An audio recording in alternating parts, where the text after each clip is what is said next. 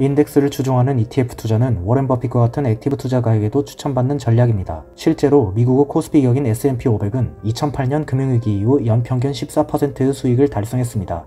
그런데 영화 빅쇼트의 실제 주인공이며 2008년 금융위기를 미리 예측했던 것으로 유명한 마이클 버리는 패시브 투자가 만들어낸 인덱스 버블에 대해서 경고했습니다. 과연 이 인덱스 버블은 무엇이며 정말 그 말대로 폭락장이 오는 것일까요?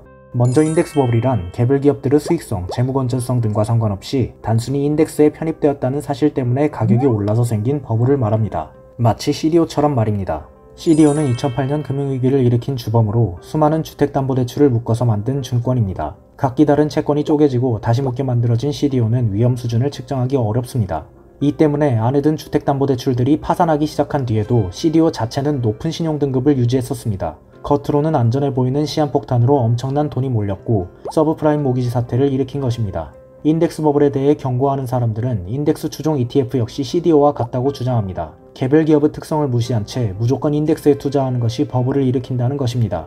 이 주장이 맞는지 판단하려면 분명히 할 점이 있습니다. 주식의 가격에 영향을 주는 것은 시가총액이 아니라 발생하는 거래입니다. 100명이 주식을 보유해도 2명만이 거래한다면 그 둘이서 주가를 결정하는 것입니다. 한국 증시거래대금에서 인덱스 추종 ETF가 차지하는 비중은 13%에 그칩니다. 게다가 ETF 거래가 일어나도 바로 편입된 주식의 매매로 이어지진 않습니다. 왜냐하면 ETF는 수요가 급격히 변했을 때에만 안에 든 주식을 실제로 사고 팔기 때문입니다.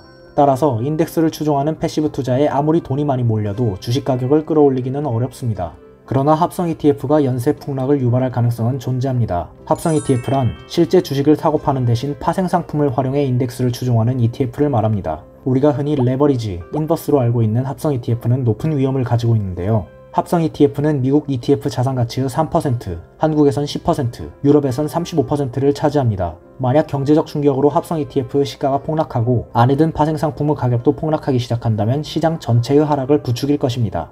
정리하면 인덱스 추종 ETF를 활용한 패시브 투자가 버블을 만들지는 않습니다. 왜냐하면 ETF의 낮은 거래량과 구조적 특성 탓에 주가에 끼치는 영향은 제한적이기 때문입니다. 그러나 합성 ETF가 하락장을 부추길 가능성은 존재합니다. 다만 많은 버블과 폭락에 대한 경고가 그렇듯 실현되긴 할 것인지는 알 수 없습니다.